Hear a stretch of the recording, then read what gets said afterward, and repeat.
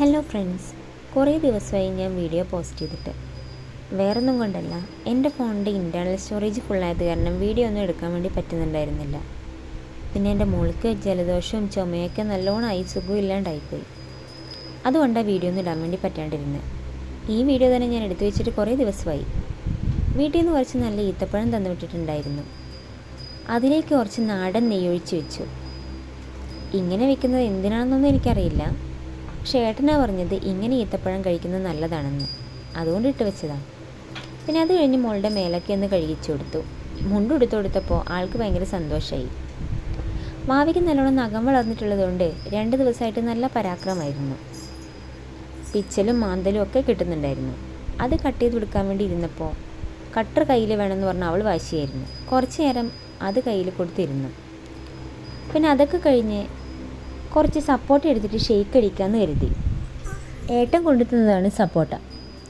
ഫ്രിഡ്ജിൽ നോക്കിയപ്പോൾ 2 ഐസ്ക്രീം ഇരിപ്പുണ്ടായിരുന്നു. അതും എടുത്ത് അതിലോട്ട് ഇട്ടു. ഇത് മാവയ്ക്ക് കൊടുക്കാൻ വേണ്ടി അച്ഛൻ കൊണ്ടുവന്നതാണ്. പക്ഷേ മോക്ക് ജലദോഷം കാരണം കൊടുക്കാൻ വേണ്ടി പറ്റിയില്ല. അതും അങ്ങനെ ആ വഴിക്ക് പോയി. അത് കഴിഞ്ഞ് വാവേനെ ഡോക്ടറെ കാണിക്കാൻ വേണ്ടി ഹോസ്പിറ്റലിലോട്ട് പോയി. നമ്മൾ സാധാരണ പോകാറുള്ളത് കണ്ണൂരിലുള്ള ജില്ലാ ഹോമിയോ ആശുപത്രിയിലാണ്. അപ്പോഴൊന്നും മാവയ്ക്ക് വലിയ കുഴപ്പമൊന്നും ഉണ്ടായിരുന്നില്ല. അവൾ നല്ല ഹാപ്പി ആയിട്ട് കളിക്കുന്നൊക്കെ ഉണ്ടായിരുന്നു. പക്ഷെ അന്ന് ഏകദേശം വൈകുന്നേരം ആയപ്പോഴത്തേക്കും മോൾക്ക് തീരെ വയ്യാണ്ടായി. അതുകൊണ്ട് ഈവനിങ് ആയപ്പോൾ ഞങ്ങൾ പിന്നെ വേറെ ഹോസ്പിറ്റലിൽ കാണിച്ചു. കണ്ണൂർ തന്നെ മദർ ആൻഡ് ചൈൽഡിൽ കൊണ്ടുപോയി കാണിച്ചു. അപ്പോഴാണ് ആളൊന്ന് ഓക്കെ ആയത്. അതുവരേക്കും കണ്ണൊന്നും തുറക്കാൻ പറ്റാതെ തീരെ വയ്യാത്ത അവസ്ഥയിലായിരുന്നു. ഈ വീഡിയോ ഞാൻ അതിൻ്റെ പിറ്റേ ദിവസം എടുത്തതാണ്.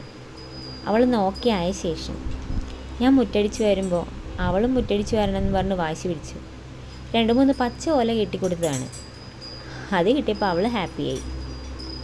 ഞാൻ മുറ്റടിച്ച് കഴിയുന്നവരെ അതും കൊണ്ട് അവളും എൻ്റെ കൂടെ തന്നെ മുറ്റത്തുണ്ടായിരുന്നു. അവളിങ്ങനെ ഹാപ്പി ആയിരിക്കുന്നത് കാണുമ്പോഴാണ് ഞങ്ങൾക്കും സന്തോഷം.